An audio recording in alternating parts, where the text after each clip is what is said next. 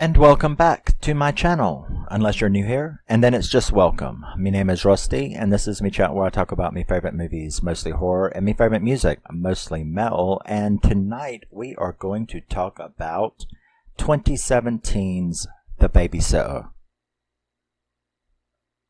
Now, I am not much into comedy horror, as anybody that's been around my channel knows.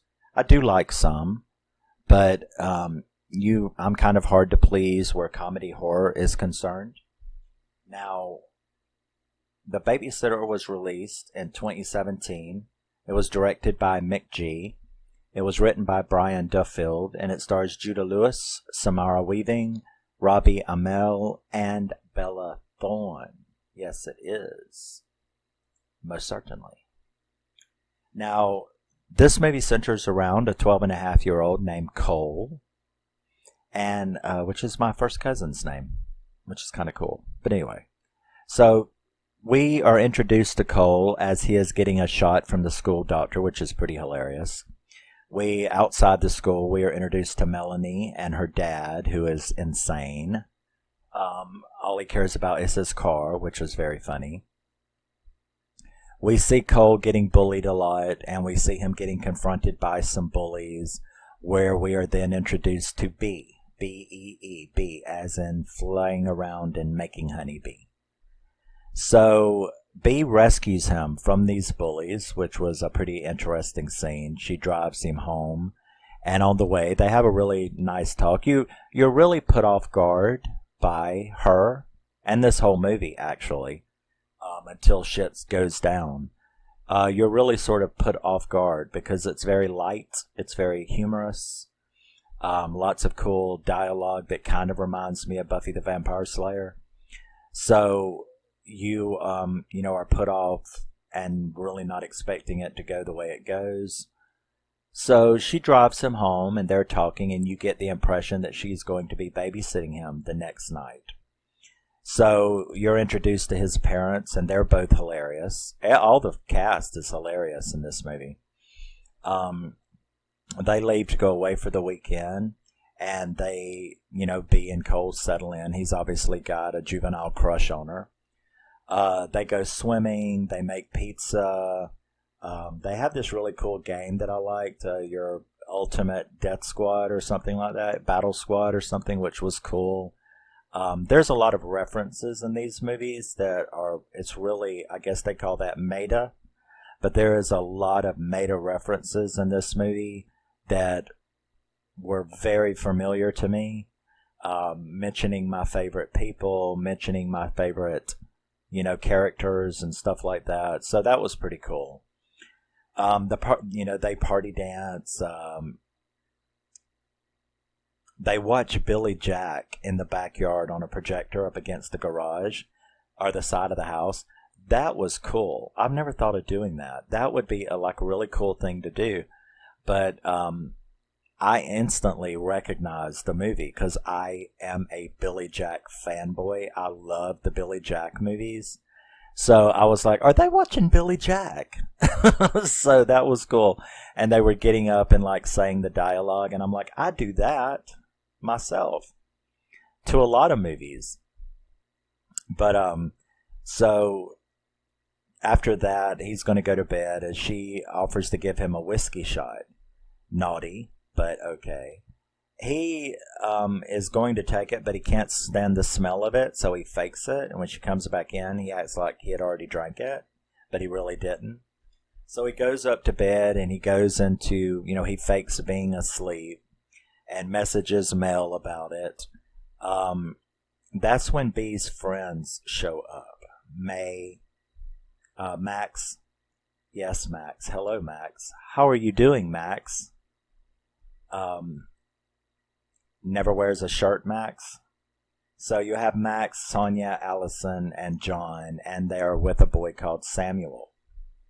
So they play Truth or Dare, and Cole is watching, and he thinks she's so cool. But, he is totally, and it isn't just a crush. He genuinely likes her, Bee, as a person. because they have so much in common, all of their pop culture stuff. So he's watching them play Truth or Dare, and watching B kiss everyone. She kisses Sam. And then and that's what I was telling you about this movie being very disarming, because I just did not see that coming. I did not see it taking the turn that it did as quick as it did. And that is that while she's kissing him, she stabs him on both sides of his head with these two big butcher knives. Now, Cole is freaked out. I'm freaked out. Everybody's freaked out. Except those four. And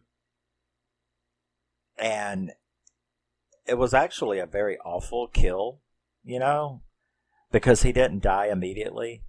And that was what made it so horrible. They drink his blood. They've made a deal with the devil, and they bring out and they read these satanic verses or the devil's verses, a creepy looking book that they have. They now need the blood of the innocent.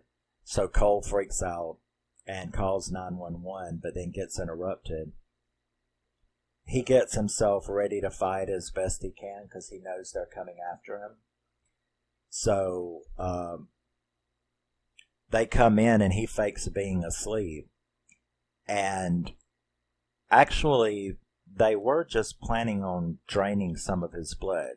Turns out she had spiked the whiskey. So they actually weren't going to kill him like he thought. They were just going to drain enough blood for their ritual, sort of like using him like a faucet, So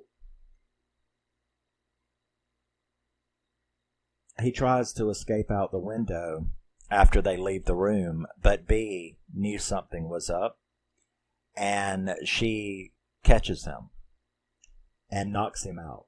So he wakes up tied to a chair, and that is like a hilarious scene where he's, the first thing that he says when he comes into consciousness was he's like, why isn't he wearing a shirt? And that's like a running theme through both movies. But like, why isn't he wearing a shirt? And John is like, that's the first thing you think of when you're in this situation. And so yeah, that's what I meant. The dialogue is pretty damn cool. So he wakes up tied to the chair. Sonya makes him eat the cookie, which was funny. They are basically trying to figure out what he saw. So there's still a chance that they won't hurt him, right? But we know he saw everything. So they almost let him go. He had almost got away with it. And then the cops arrive outside. Remember, he had called 911. So that's when then they all freak out. They kill the cops. Allison gets shot in the boob, which is hilarious. She is none too happy about that. They make Cole tell them what the all-clear code is. So after they've killed the cops pretty gruesomely, they manage to get the correct codes to stop any further interruption. Cole gets loose. There's the big chase. John is the first one that gets killed. He's like chasing him up the stairs. Cole manages to knock him off, and this big trophy goes through his throat, which was a really good kill. He tries to escape out his window again, but Max ends up making him fall onto the ground. You have a big chase with them. Cole hides in the garage, where he runs across Samuel's body, which was pretty gross. Let's see. He finds a fat dragon firework, which is, I thought that was going to be a lot. Well, no, it was cool. I just thought it was going to be cool in a different way. But he hides in the basement where his mother was always down there setting traps and stuff. The place is full of like tarantula spiders, and I'm like, what the fuck is this, arachnophobia? But, so he hides down there. Sonya comes in. She manages to find him when he fucks up because he's very scared of spiders. So he flicks one off. I mean, she was about to leave. He could have got away again, but nope. So he manages to get past her, locks her in, and then blows her up. Because he tries to shoot her with that fat dragon, but it doesn't hit her. And instead, it's just like sizzling in there, and he sprays all this stuff, and it just ends up blowing her up in there. So she's blown up by the fat dragon. Max confronts Chase. There's no Chase in this movie. Max confronts him, and a chase ensues. He trips him with a dick kick, and gives him a dick kick. He tries to strangle him, but then the bullies come. That bully, the black boy, he comes and eggs his house, and Max just suddenly changes from like trying to kill Cole to making him go and confront him. So he goes and tells him that he has to go confront the bully. He doesn't help him. He agrees to help him at first, but then puts egg on him and rides off. Max resumes the chase. They end up in Cole's treehouse where Cole tricks him into stepping on a rotten part, and he ends up falling and getting hung. So that was a pretty good kill too.